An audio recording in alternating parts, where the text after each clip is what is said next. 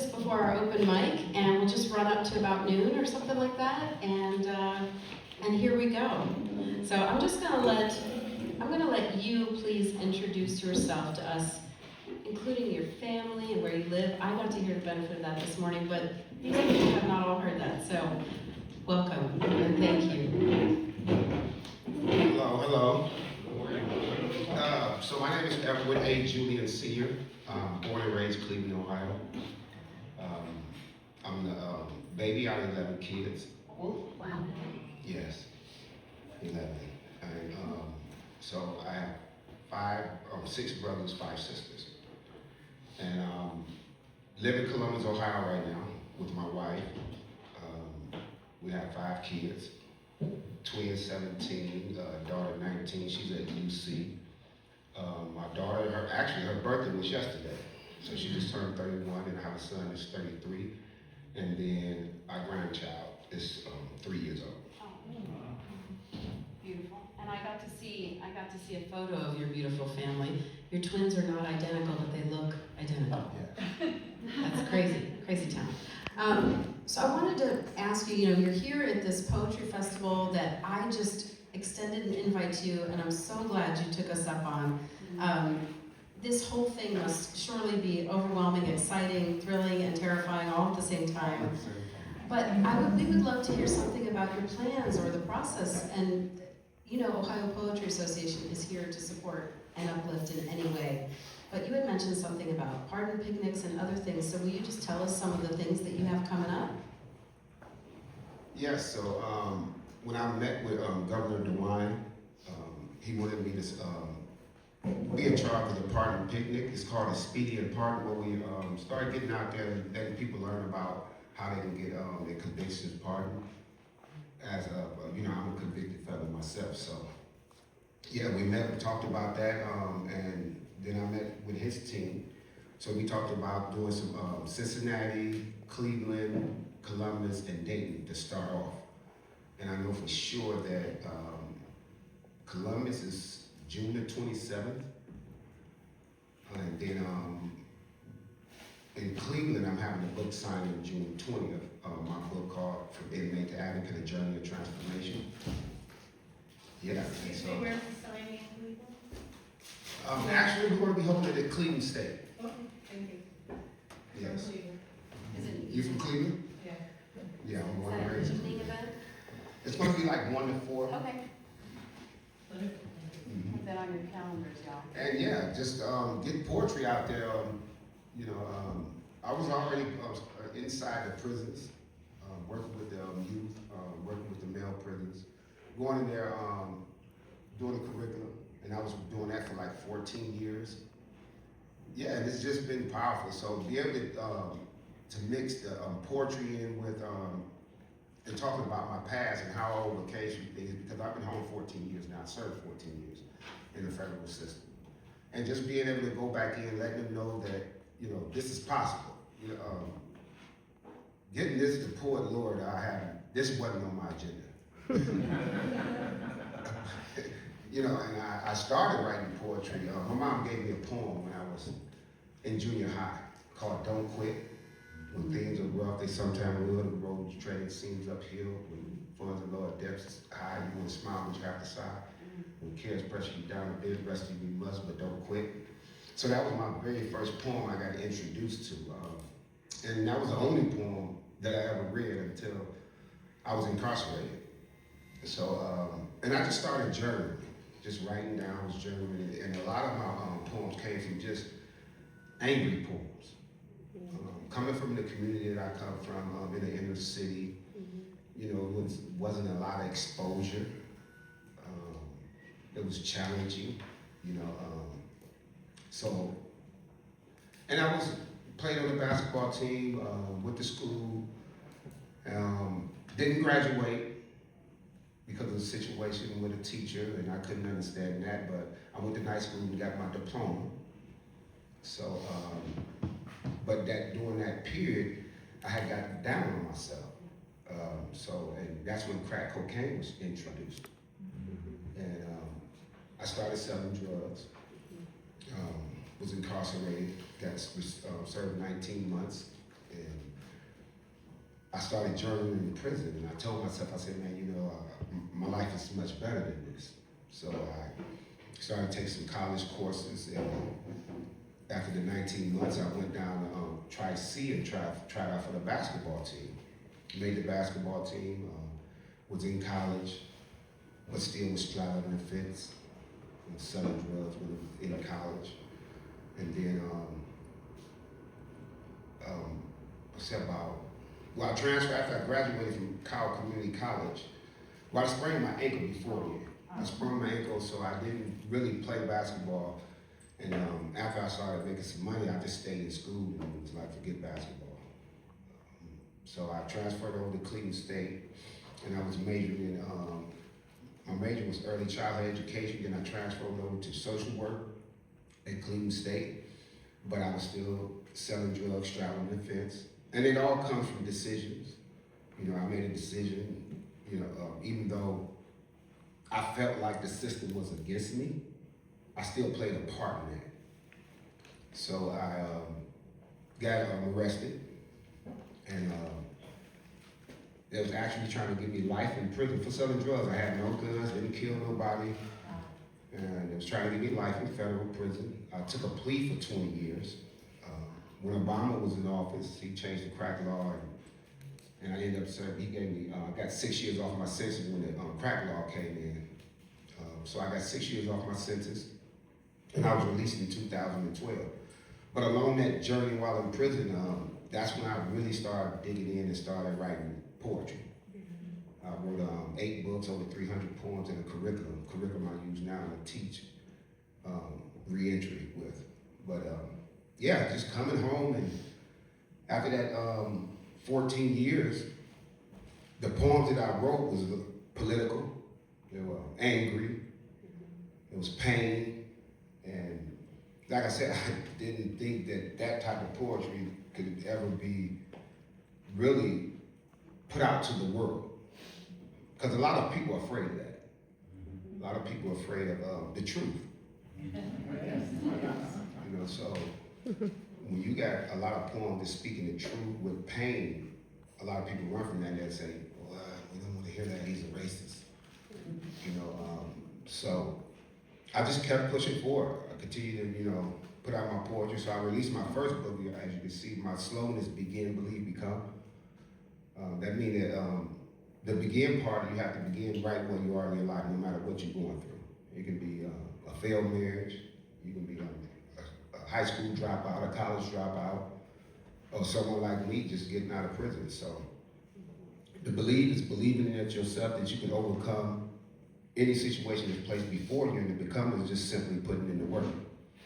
And that's what I just believe in, that I got to continue to put in the work, continue to let my voice be heard, speak up for my community. And when you talk about speaking up for your community, it's not that you belittle another community or another section of areas. It's just you telling your story, and that's what my poetry is.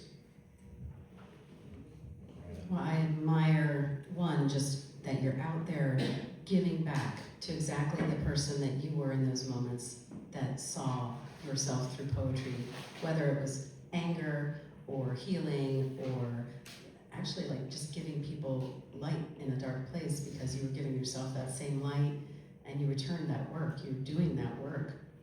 I think we'd all love to see that curriculum. I don't know about you, but I can't wait to get my hands on those poems and that curriculum. I do hope you'll publish and bind it and we can all read it. I would love to see that.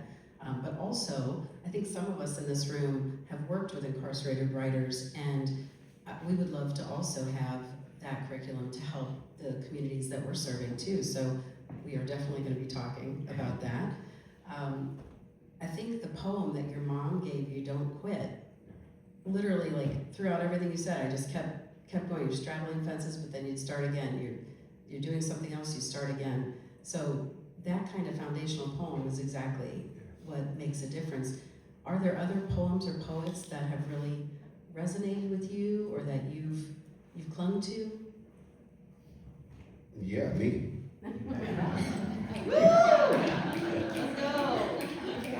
No, to be totally honest, like that was the very first poem that I read.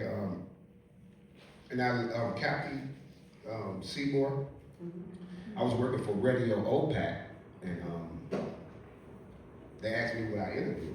So we was doing interviews, going around interviewing different people, whether it was there was a poet, whether it was in the arts, and we were just interviewing people. And they asked me would I interview Kathy, so I interviewed Kathy, and I got a chance to really hear some of her poems, which I felt like it was much different than mine, but I love poetry because poetry is just expression.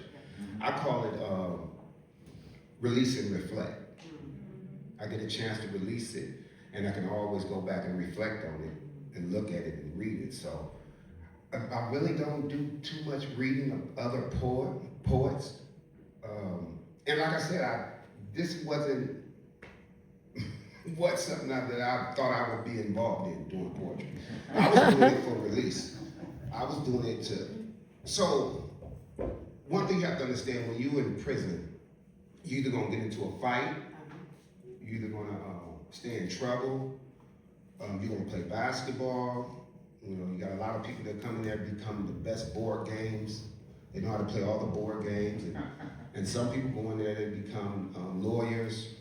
You know, we call them jailhouse lawyers. And then, you know, for me, I wanted to write. I played basketball as well, though. But I just wanted to write. I just wanted to release, because you got to have an outlet. Of course. And that outlet, when I was able to put it down on paper, I was able to feel better about myself. And like I said, I even though going through all those struggles and those trials and tribulations in my life, I never gave up on me. I believe that, I'll be 57 in November. And I believe that no matter what I was going through, that, you know, I was one of the greatest individuals in the world. I tell my wife all the time, I say, you know, I don't have $1 million, but you have $1 million husband. And just believing in yourself. Yes, just believing in yourself. When you're going through something, like, okay, I'll tell you this.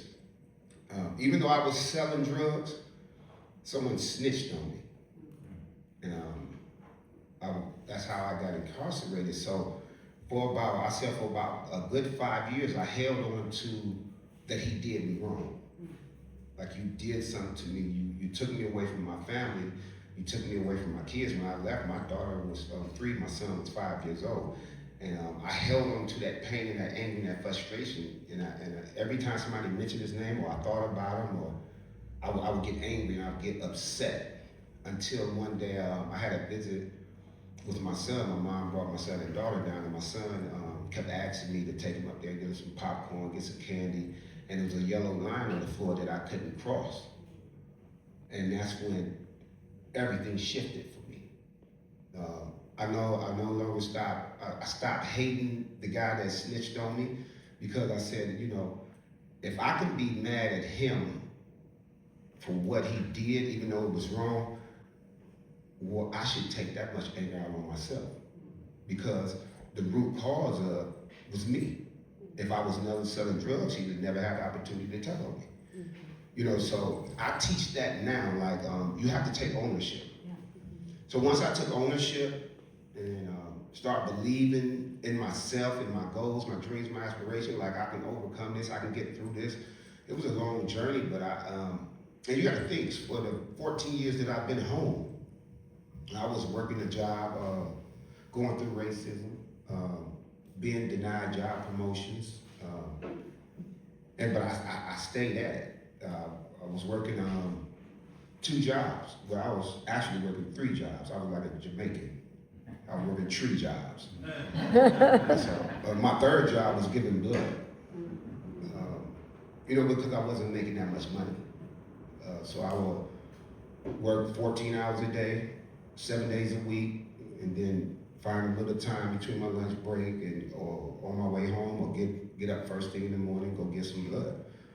And you have to think, my wife is a pharmaceutical rep. Well, she makes a nice piece of change. But as a man, I didn't want to depend on her. Even though she helped me out with a lot, you know, a great supporter, she's been there to support me. helped me get my first book out, which is Begin, Believe, Become, the 3-step process of transformation and achievement. I mean, she's been there throughout the way, but I'm talking about when you actually talking about some paying bills and want to keep some money in your pocket, because it was times that I would go in that pocket and wasn't nothing coming out but lint.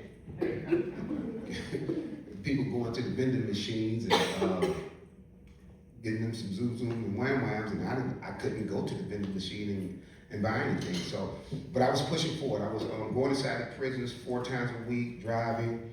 I was working a job in the warehouse, and I was giving this blood. So I would still go do poetry and Black History Month and get invited to different events. And it wasn't bringing in much money. I might have 3 events a year, then it might turn into 10, and the next year it might turn into 1. Mm-hmm. So that was 14 years of that. And well, I remember this one time that I did go speak, and when I pulled up into the parking lot, I just so happened to look at my gas tank, and it was on E.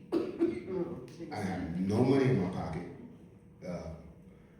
and I went in there and spoke as if, I had a pocket full of money. And by the grace of God said, "Hey man, thanks for coming. I really appreciate it. We enjoyed your message." And handed me a gift card for $50. And that gave me another spunk, some motivation, like, the work I'm doing is working. So when the opportunity came to apply for the Poet Laureate last year, I said, let me put my name in the hat. So I put my name in the hat, and simultaneously I was working on my book, and I was one of the 3 finalists, and I went and spoke in front of the council, and I just told them, thank you for this opportunity. Just being here was enough for me. You just let me know I was doing the right thing, and the governor picked me, and I was a blessing within itself. Well, I think we can all say that we are thrilled that you're here, that you being given this opportunity helps others to understand that they have an opportunity. Mm-hmm. And I think that belief that you're exemplifying to so many people is so necessary in what can be very dark times right now.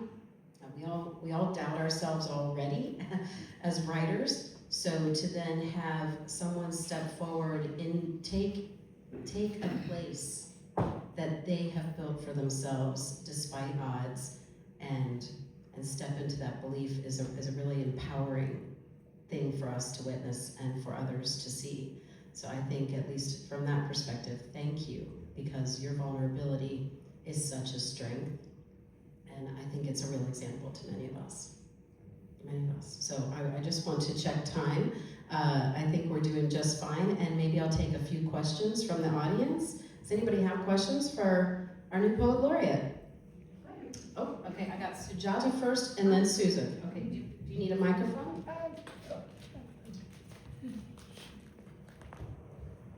So, when you look outside the world, you see in other people's eyes, which I also kind of face sometimes, but you see judgment, you see, negative things about who you are and things like that. So exactly at that moment, how do you process that internally and change into what you have already done? I'm just curious about that process, like the internal process where you don't internalize this outside judgments and outside biases and outside negative things which might make you feel uncertain about yourself. What's that process?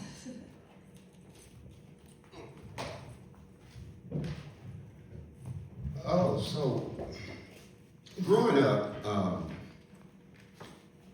being one of the darkest in my family and being dark-skinned, like, I used to hear tar baby and things of that nature.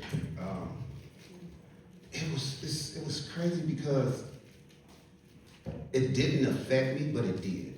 Mm-hmm. It was more of, why do they feel that way? Because I don't feel that way.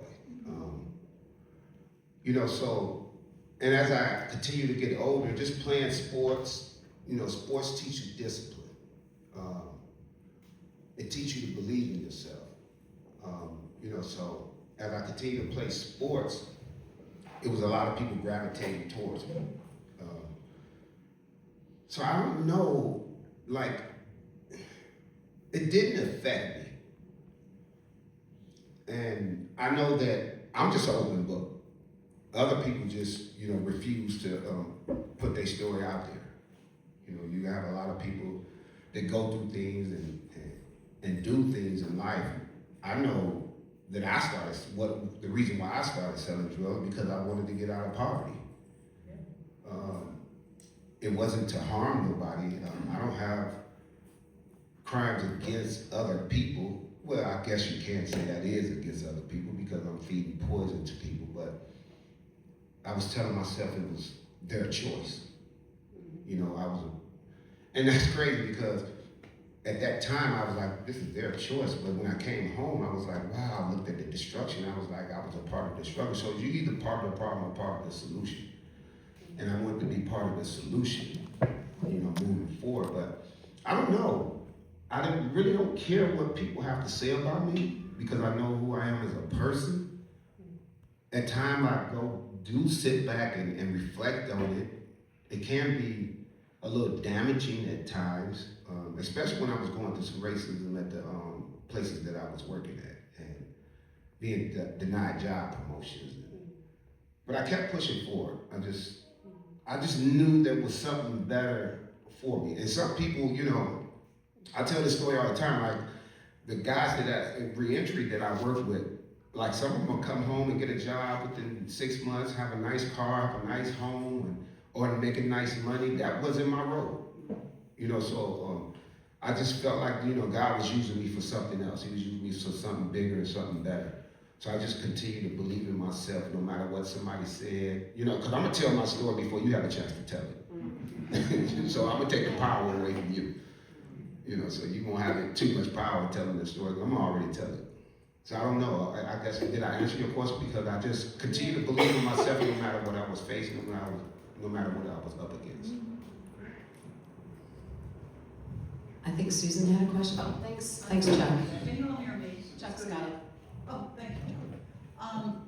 First of all, congratulations, wonderful. And do you have a particular focus for your tenure as Poet Laureate? Things you particularly want to accomplish or focus on? Yeah, as I stated earlier, we're gonna focus on those partner picnics, get the awareness out that you can. So I want to say it's approximately 850,000 of convicted felons in Ohio. That means that's 1 out of 11. I'm probably 1 out of 11. Not probably, but I'm 1 out of 11. So getting the awareness out, that's first and foremost. And then, be able to, because poetry now, for me, is actually, like, it's a two-way street for me. Because I get to share my poetry, but I also get to share the journey from inmate to advocate. I also get to share some of the struggles that I went through and how I overcame them. So, I've been reaching out to the Boys and Girls Club, work with them, because, I got, I got 50 nieces and nephews. Wow. Wow. Now I stopped counting 5 years ago. So it's like 30 great. I think it's like another 40 great. Well, you're one of 11, so. So my sister, she would name every one of them. She got all their numbers, she talked to them, I don't know how she do it. I stopped counting 5 years ago. But yeah, I want to focus on that because I love the community. And just to tell y'all, to be transparent with y'all, when I met my wife, she had 3 daughters. The twins was 3, and another daughter that was 5. When I was got incarcerated, my daughter was 3, and my son was 5. So I felt like God gave me an opportunity to do something I didn't get a chance to do with my own kids. We don't separate. We said we have 5 kids, and I love them to death. They call me Pops. Just Saturday, actually, it was a young lady that go to East High School in Columbus. And the cotillion, her father was supposed to walk her down, and then her uncle was supposed to do it, and then the administration said he would do it, and young lady, her husband and I played basketball together, and she reached out to me and asked me would I do it. Simultaneously, my wife's friend was there on the board together, reached out to my wife and asked my wife, will I be available? Now, this was such a short notice. I had 3 days of practice. And I said, yeah, I'll do it, because again, we have an obligation to feel in our communities. If another father or a male figure don't want to be there, I feel like it's my obligation to be there for them, to let them know that they are loved. So, I guess that answers your question, because I just want to be there for the community. I want to be there for these young ladies, showing them that, this is what a man look like. I want to be there for the young men and say, this is how you treat a woman. I still open the door for my wife. I pull her seat out before she sit down. I cook. That's a little debate. She says she cooked more than me. But yeah, we share duties. Like my mom, when I was growing up, my mom taught me a few things that I still carry with me. She taught me how to clean. She taught me how to cook. And she's always saying, you don't need a woman, but you want a woman. So, and I'll teach you some things that you need to know that you can be, because, looking at my father, he wasn't that man figure or someone, that I can look up to, and I want these kids to be able to have someone to look up to. And even throughout all that, selling drugs and being in the street, I know that I still had love for my community. And just want to see a better community. That's what it's all about. So I'm gonna be working simultaneously in the reentry field department, bringing poetry back, and just sharing my story. Do we have any other questions? Thank you. Any other questions? Ellen. I'm just curious, thank you. Although I think my voice is loud, but your inner strength is striking. And I'm wondering, is this something that you, you felt kind of, I would think that you may have felt kind of beaten down when you were in prison, and were you able to garner strength, or was this something that was always part of your personality? A little bit of both. So they said two things can be true. Absolutely. Yeah. I felt like it's always been my personality. And I learned a lot of that from my mom. I watched my mom work. It's amazing. My mom worked 14 hours a day, 7 days a week. And I told myself that I would never work like that. And now I'm working I was working the same way as my mom. But just watching her work and raise, it was amazing because she worked all those hours, but I couldn't understand how were you able to be there every time before I go to school and when I get out of school. She was always there. But yeah, and when I was 13 years old, she took us down. She was working at Kyle Community College. When I turned 13, my brothers was already working there. She would take us on the weekends and work at Kyle Community College, and just to keep a little money in my pocket. And then I would shovel snow, rake leaves, do whatever I can to keep money in my pocket. So it was kind of easy for me to sell drugs because, I always had that hustle mentality. But being in prison, you go through a lot. You face a lot. So you have to take those feelings, the emotions, the pain, the backstabbing, the lies, and you have to sweep them under the rug. Because you couldn't show emotion. You could, but you couldn't. Because you're living, this is where you live now. And what's going on outside in the streets, you can't allow that to cloud your vision as you're doing time. So sweeping those things under the rug, what I come to realize when I came home is that I thought I was prepared to be released, but I really wasn't, because it's like taking all those that pain and frustration and everything, and you put it in a Coke bottle and you shake it up.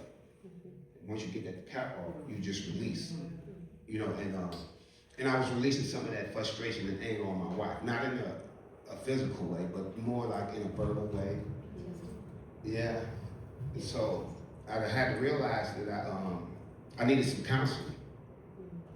I dealt with a lot, but that one part that I didn't deal with because I didn't know nothing about it. And in my community, going to a therapist is, as we say, man, you weak, you soft, you crazy. And that's another part that I want to show my community, that going to a therapist doesn't mean that you're weak, you're soft, or you're crazy. It means that you're strong, because you're willing to deal with that, the things that you're carrying. And that's why I come up with the release and reflect. That poetry did a lot for me, but all those other things that I was sweeping up under the rug when I got released, I had to deal with. Now I got to face it. So yeah. Well, I think that, at least from my perspective, as someone who has experienced trauma, who has speaks nationally on survivorship and grief and all of that, I'm noticing some of the PTSD that would come from time incarceration. Post-prison syndrome. And post-prison, yes, post-prison syndrome. But I think one of the things that's going to be really important about your tenure as Poet Laureate is that you're going to demonstrate a large swath of people that have largely been forgotten.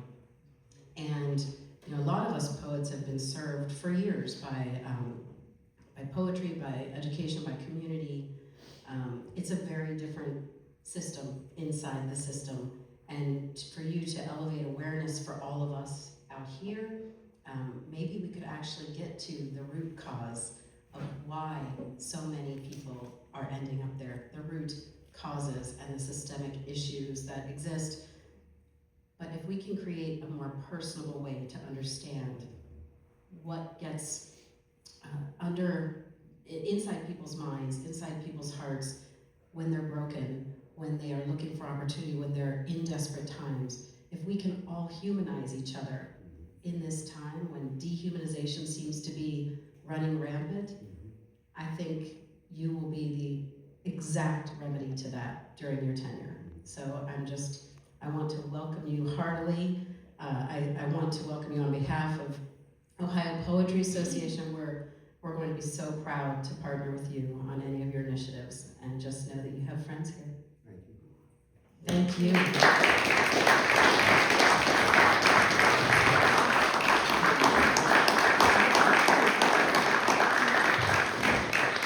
We're going to have a poem by our Poet Laureate.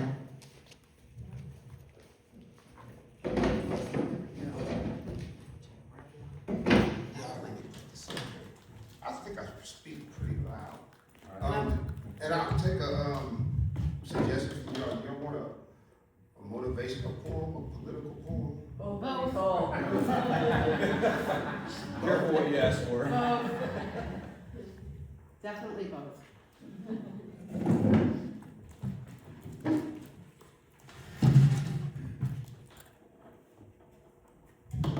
Alright, so get both. Alright, I'll share the very first poem I wrote. Life is equivalent to gambling with dice. Your expectation of getting paid without paying the price. You can choose a career legally connected, or choose the game distorted while stepping infected. For me, the game was my fast way to make a buck. Then I became a star player stuck and didn't give up. Tempted to change what I did time for the game. Yelling the block on my block to maintain. 2 years I changed my philosophy to sell coke. 2 years snitches waited to hang me with a rope. Ball till you fall is a slogan for suckers. I was trapped in a system with no justice. Keep it real is a phrase commonly used amongst hustlers and dealers. Get caught in a conspiracy, and you'll see them make another figure.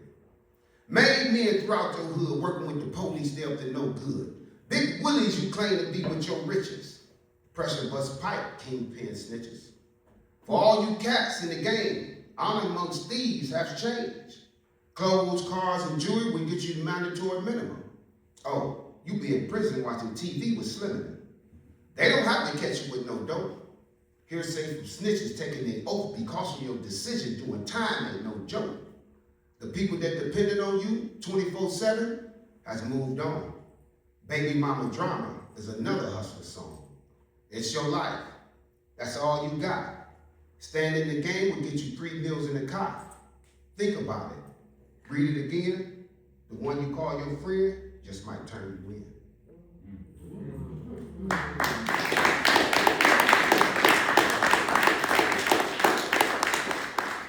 So this poem here, when I was telling you about the poem my mom gave me, Don't Quit. So this is similar to that poem. I wanted to rewrite it in my own words.